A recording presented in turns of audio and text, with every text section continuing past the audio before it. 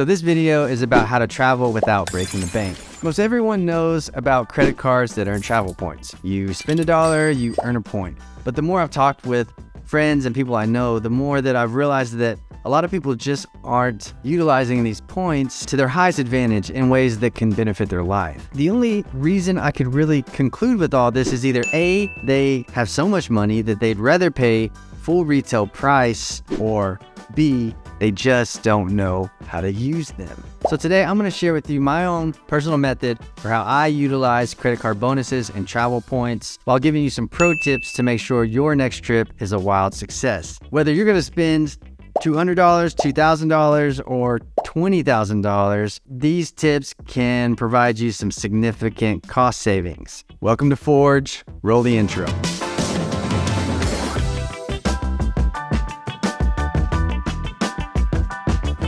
Quick disclaimer before we start. You must know that the methods I'm going to share with you should not be used irresponsibly. This is not a how to get into debt tutorial. So always plan to pay off your cards, any credit cards that you have a plan to pay those off every single month. Now, okay, here is my process. So it's my recommendation that you pick a card that has a good overall travel system. That way, as you get more cards, those points can just start to combine with each other. For me personally, I initially chose the Chase credit card and their travel program because you were able to transfer your points to other partners, as well as they seem to have the best platform for booking international flights. So I chose Chase. That's the kind of the system I've been a part of all these years. Now, these travel cards will typically have a sign-up bonus anywhere from 50 to 100,000 in travel points. And what this means is once you meet the minimum spend in the first, say, 3 months of owning that card,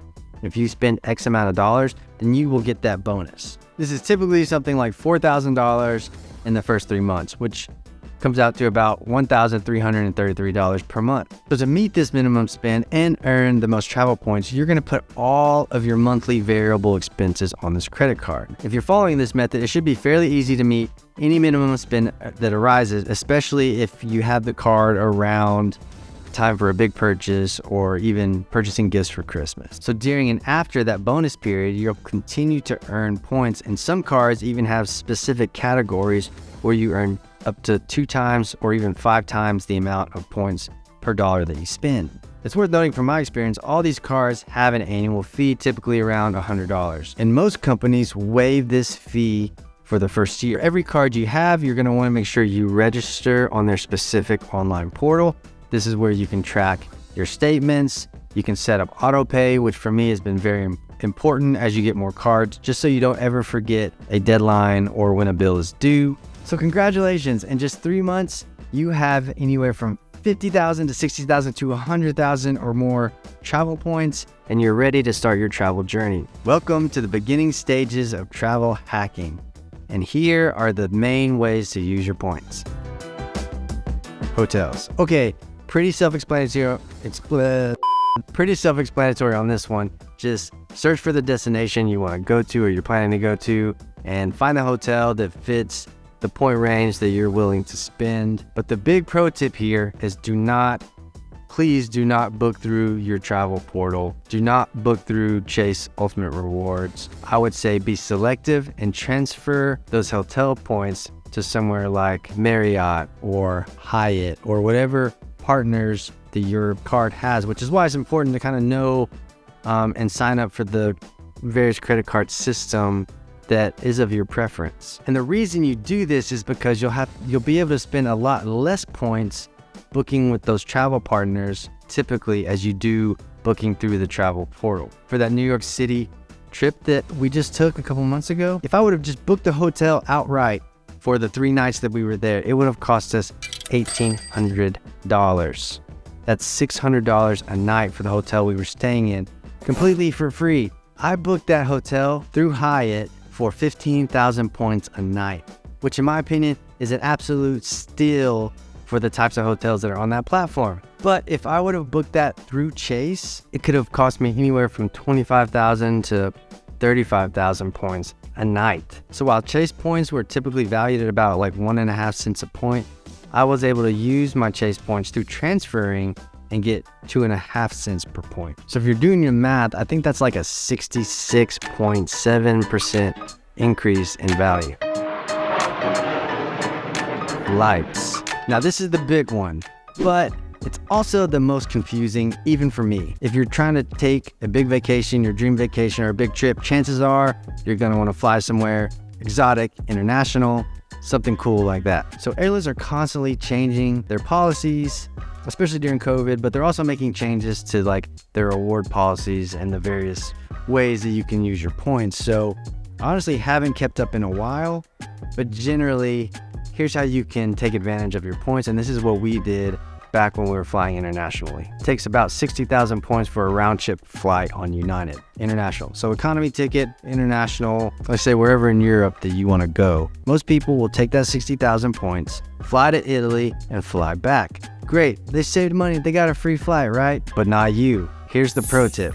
You are all about getting the most out of your travel credit card points. So here's what you're gonna do. You're gonna use an extended layover with an open jaw to visit 2 other locations in addition to Italy, all for the same amount of points as your original round trip. And here's the breakdown. First part, the extended layover. This is probably my favorite part. On long flights like the one to Italy, typically you're gonna hit a layover somewhere. So here, instead of making your layover 3 hours, you're gonna do an extended layover for 3 days. Not 3 hours, 3 days. And you're gonna use that 3 days to sightsee.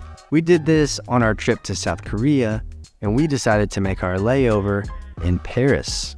We spent 3 days roaming around Paris, eating food, seeing the sights, the Eiffel Tower, etc.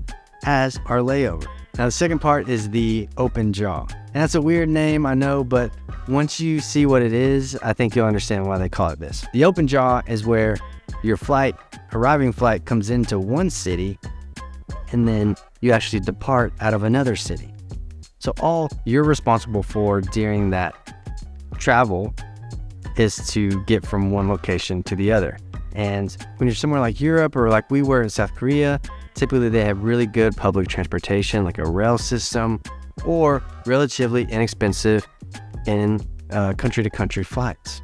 Specifically for us, our flights came into Busan, South Korea, and we were able to leave South Korea out of Seoul, which is on the other side of the country. So we took a train from Busan to Seoul, and I believe some airlines will even let you do a second open jaw on the way back. So if I left from Knoxville, Tennessee, I could arrive back in Miami, Florida, and then figure out how to get home from there. To book these types of flights, typically you go on the airline website, and instead of booking a bunch of round trips, you book a bunch of one-way, single-leg flights on one ticket, and then it combines those flights with those dates, including the extended layover and the open jaw, and combines those into your single flight for the same round trip point cost as just going from there and back. Now, of course, there's more to travel hacking than the things that I've just mentioned, but just by these 2 methods alone, I've been able to save thousands of dollars on my travel without spending any extra than I normally would have or living any differently than I normally would have. So if this is something you're interested in, I'll put my Chase referral card links below. You can check them out, see which bonuses and sort of incentives are best for you and your spending habits. I want this channel to be about helping people learn creative ways to do the things they love, to experience the things they love, and ultimately build a life of creative financial wellness. I'm calling this The Forge. Thank you for being here. Thank you for watching. Please subscribe, follow, comment, do all the YouTube things, and I will see you guys around next time.